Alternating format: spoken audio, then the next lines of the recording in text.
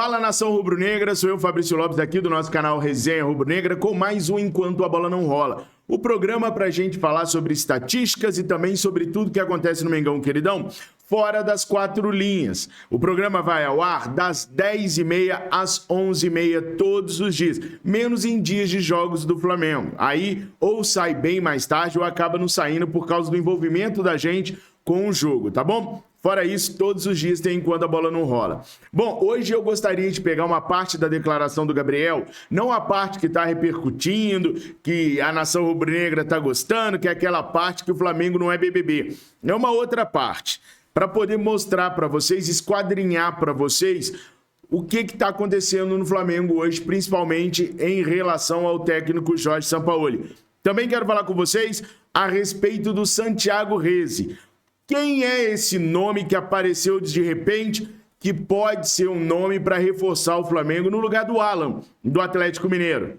Então fica até o final para você não perder absolutamente nada, porque eu trago dados e uma análise bem criteriosa sobre esses assuntos que eu vou tratar com vocês nesse vídeo, tá? Nação, e esse vídeo aqui é um patrocínio da 1xBet. A 1xBet é uma empresa global, bookmaker, que tem colaboração nada mais, nada menos do que com Barcelona, entre outras grandes equipes do futebol mundial.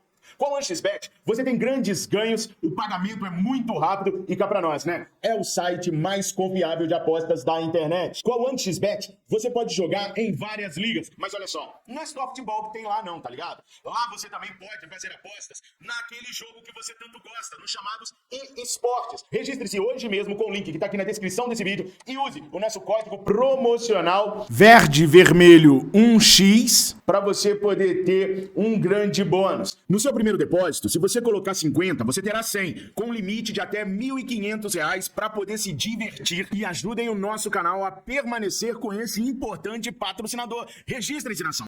E hoje você pode aproveitar os jogos do Campeonato Italiano da Série A, Sassuolo e Fiorentina. Tem também os jogos na Alemanha, tem também Roland Garros.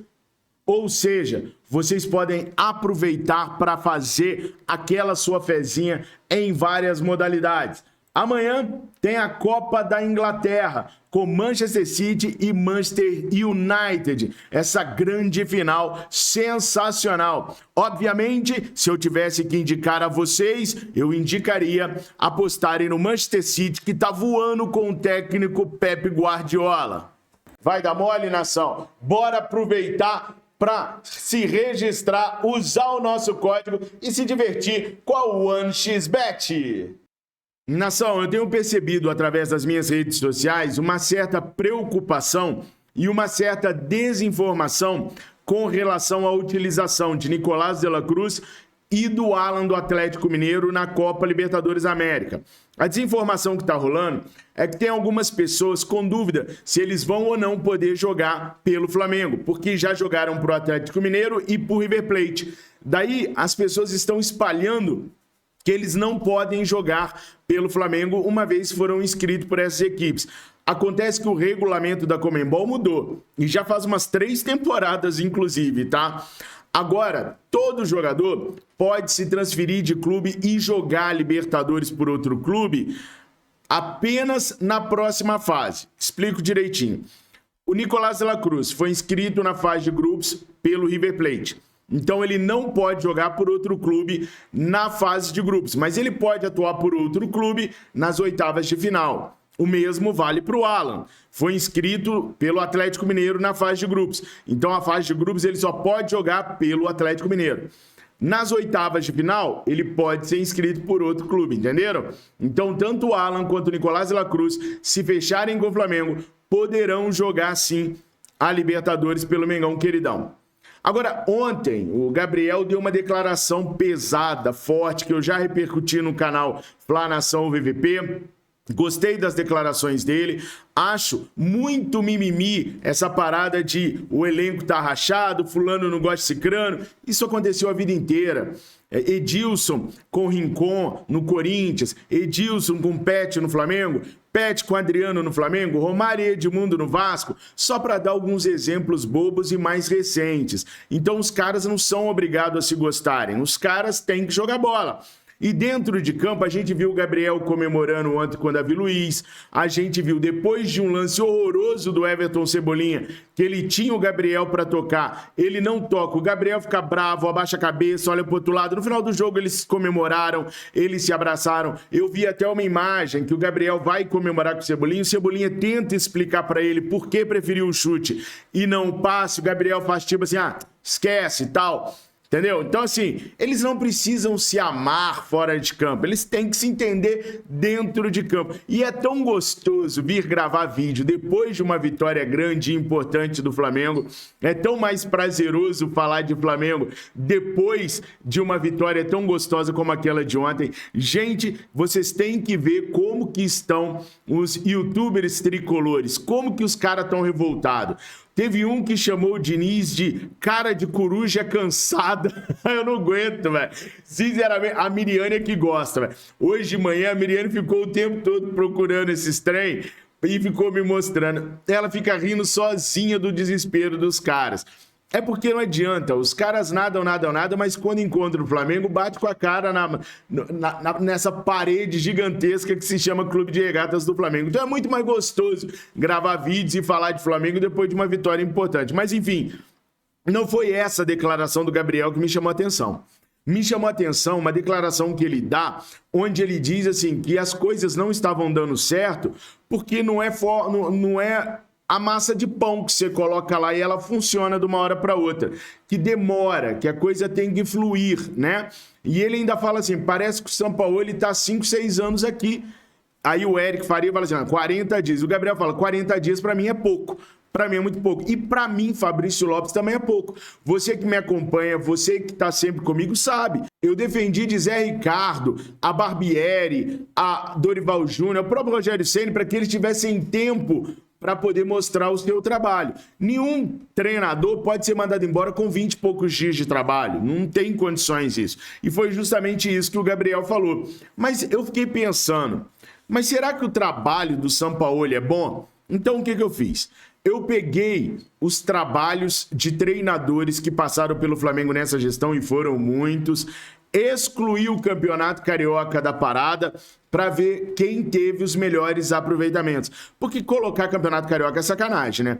Tu pega ali o aproveitamento do Paulo Souza dos primeiros 13 jogos, todos de Campeonato Carioca, é um aproveitamento lá no alto. A mesma coisa com o Abel Braga, né? Então, assim, com o Rogério Ceni, você vai ter lá em cima o aproveitamento, porque foi Campeonato Carioca. Então eu não acho justo que o Campeonato Carioca entre nessa questão do aproveitamento, que Carioca para mim nem deveria existir. Bom, então eu peguei todos eles, estudei, até por isso o vídeo está saindo um pouco mais tarde, porque são muitos treinadores, né? Essa diretoria não economiza na contratação de treinadores, tem que excluir os jogos, ver quando eles foram contratados, o primeiro jogo deles, para fazer uma análise criteriosa. Os 3 melhores treinadores do Flamengo, nos 13 primeiros jogos de verdade do Flamengo, desde a gestão Rodolfo Landim, foram esses aqui, ó. Sampaoli, Dorival Júnior e Jorge Jesus. Eu comparei todos 3. Aliás, eu trouxe dados dos 3 para poder mostrar para vocês qual foi o desempenho deles, né? Vamos começar aí pelo técnico atual, Jorge Sampaoli. Ontem completou 13 jogos pelo Flamengo. Ele teve 6 vitórias, 3 derrotas e 4 empates. Ele marcou 26 gols, sofreu 14. Ele tem uma média de 2 gols por jogo marcados e uma média de 1,7 gols sofridos por jogo. Daí nós temos o Jorge Jesus. 13 jogos, 6 vitórias, 1 derrota e 6 empates. O que dá para ele aí é 23 gols marcados, 8 gols sofridos. Uma média de 1,76 gols marcados por jogo e 0,61 gols sofridos por jogo. Já o Dorival Júnior, nos 13 primeiros jogos dele, teve 9 vitórias, 4 derrotas e nenhum empate. 27 gols marcados, média de 2,7 gols por jogo, 11 gols sofridos, uma média de 0,84 gols sofridos por jogo. Então a gente tem aí a maior média de gols sofridos por jogo, sendo de Jorge Sampaoli. Na segunda colocação, Dorival Júnior com 0,84. E na terceira colocação, Jorge Jesus com 0,61 gols sofridos por jogo. Em média de gols marcados, o time que mais marcava gols era o do Dorival Júnior, com a média de 2,7 gols por jogo. Depois, o time que mais marca gols é o de Jorge Sampaoli, 2 gols marcados por jogo. E o do Jorge Jesus, 1,76 gols marcados por jogo. Engraçado, né? Aquela máquina do Jorge Jesus foi a que menos marcava gols entre esses três, que foram os que tiveram melhores números pelo Flamengo. Aí, o Dorival Júnior foi o treinador que começou melhor pelo Flamengo. Ele teve um aproveitamento nos 3 primeiros jogos de 69%. É muito alto esse aproveitamento, muito, muito mesmo. Depois veio o Jorge Jesus com 61% de aproveitamento e agora o Jorge Sampaoli com 56% de aproveitamento. Nós temos aí 2 fenômenos e um bom treinador. Jorge Jesus e Dorival Júnior, sem sombra de dúvidas, foram 2 fenômenos que passaram pelo Flamengo.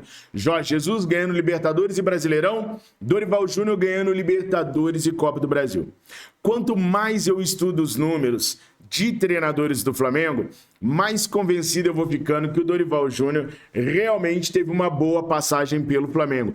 Pelo menos nos números, né? A maneira como o Dorival ganhou as Copas não foi a maneira que a gente queria, mas a gente tem que ganhar, né? Não é... Nem sempre vai dar para jogar bonito. O Jorge Jesus também não ganhou uma Libertadores de forma dominante e esplendorosa. Até quase o final do jogo a gente perdia pro River Plate. O primeiro tempo do jogo da final da Libertadores 2019 foi toda do River Plate e no finalzinho a gente tem os 2 gols do Flamengo onde a gente vence a Libertadores, né? O Campeonato Brasileiro sim, a gente ganhou de braçada, batendo tudo quando era Record. Mas a Libertadores foi difícil. O Dorival jogou 2 Copas, 2 finais de Copas. A final de Copa que o Jorge Jesus ganhou foi difícil, foi a Libertadores. Então, assim, quanto mais eu estudo os números, mais eu fico com a sensação que uma injustiça foi cometida com o Dorival Júnior. Mas águas passadas não movem moinhos. Já foi, o Dorival já está no São Paulo. Ontem perdeu de 3-1 em casa para o Sport, mas conseguiu a classificação na Copa do Brasil. Sorte para o Dorival Júnior aí na sequência do trabalho dele. E o Sampaoli está sendo um bom treinador. Por quê? Porque primeiro ele tem só 40 dias, né? Então ele pode se tornar um fenômeno também. Podemos ganhar com o Sampaoli esse ano, Copa do Brasil, Libertadores, que eu acho mais provável, acho muito difícil o Brasileirão, porque o brasileiro não precisa de regularidade e o que esse time do Flamengo não tem é regularidade. Mas é possível ganhar também o Brasileirão, porque não temos elenco para isso, precisamos só de uma mudança de atitude e de postura dos jogadores. Mas essas mudanças vão acontecer, porque a diretoria pretende contratar pelo menos 5 jogadores nessa janela agora. 3 devem ser por investimento, 2 devem ser por aproveitamento do mercado, né? Aquelas chamadas, como é que fala?